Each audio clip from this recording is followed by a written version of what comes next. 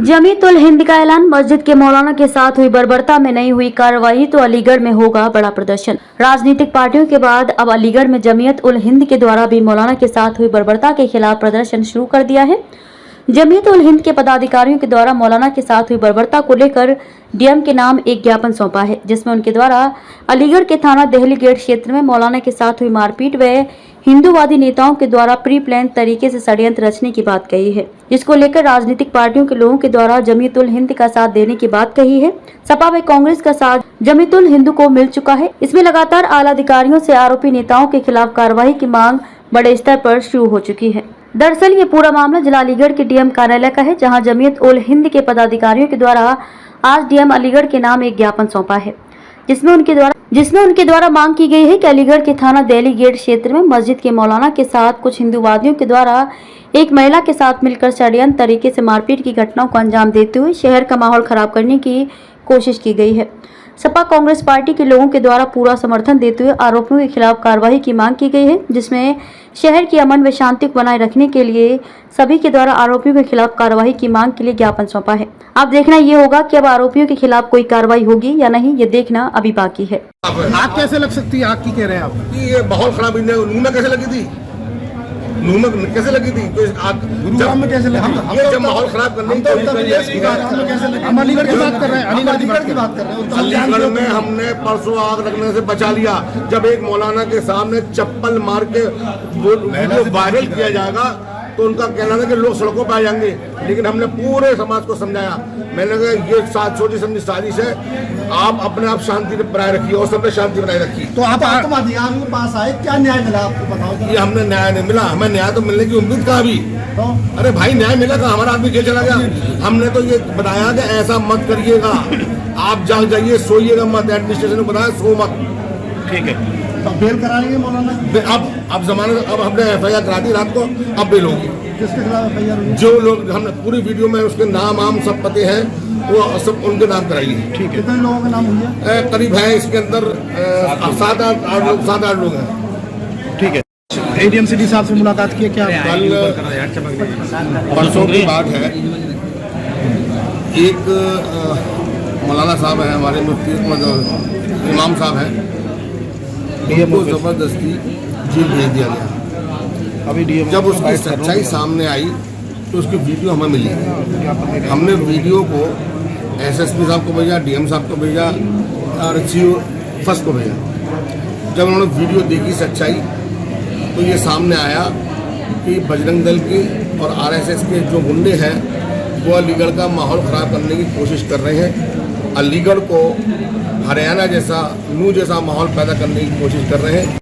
Video viral करके उसका अपमान करके ये धर्म के स्वयंभू ठेकेदारों ने, जिनको सत्ता का संरक्षण है, गुंडई का लाइसेंस मिला हुआ है, ये जब चाहते हैं शहर में जहाँ चाहते हैं गुंडई करने लगते हैं, क्योंकि इनके ऊपर अभी तक कोई कार्रवाई नहीं हुई है।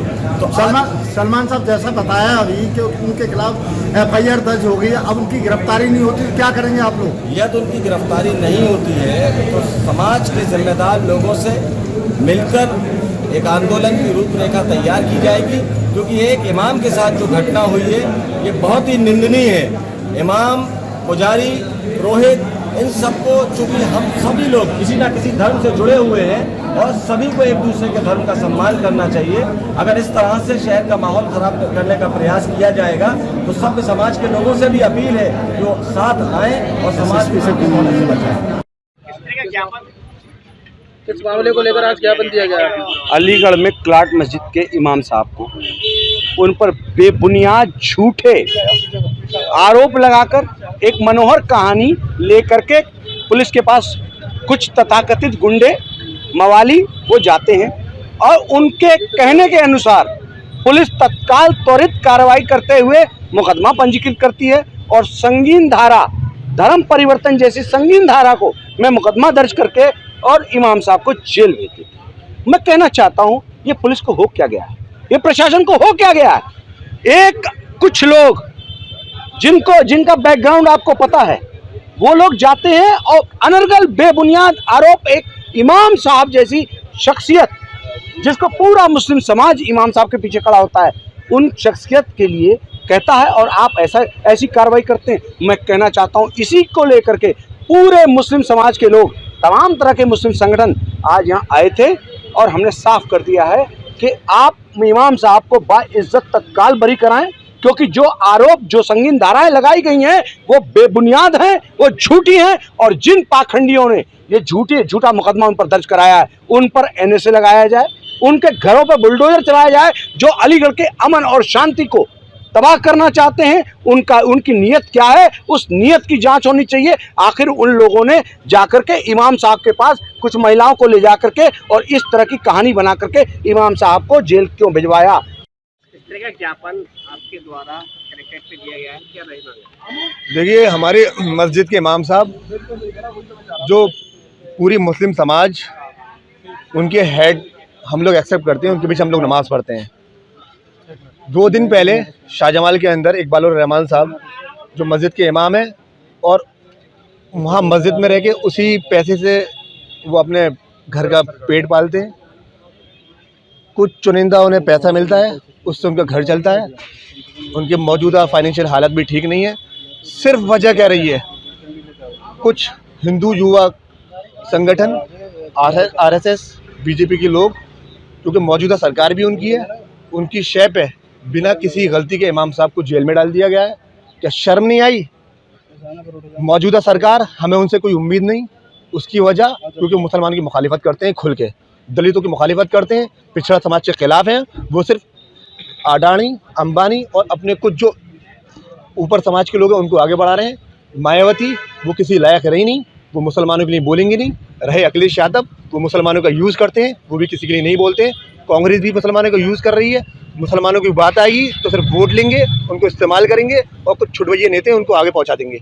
है जहाँ पर हिंदू उनकी आबादी है, वहाँ पर बीच में एक मस्जिद है। वहाँ पर काफ़ी सालों से इमाम साहब नमाज़ पढ़ा रहे थे, इकबाल साहब। उनके साथ 7 अगस्त को ये घटना हुई कि कुछ शर पसंद लड़कों ने आकर के इमाम साहब से बदतमीज़ी की, बदअखलाक़ी की और उनको उंगलियां दिखा कर के बात की, जो किसी भी समुदाय के लिए ठीक नहीं है, उनके जज्बात को ठेस पहुंचा है। तो इसलिए इस आधार पर हम ये कहना चाहते हैं कि इस तरह से किसी भी धार्मिक इंसान के साथ, चाहे वो मुस्लिम हो, हिंदू हो, सिख हो, ईसाई, किसी के साथ भी हो, अगर उनके जज्बात के साथ कोई खिलवाड़ कर रहा है तो वो जो है कॉन्स्टिट्यूशन के खिलाफ है।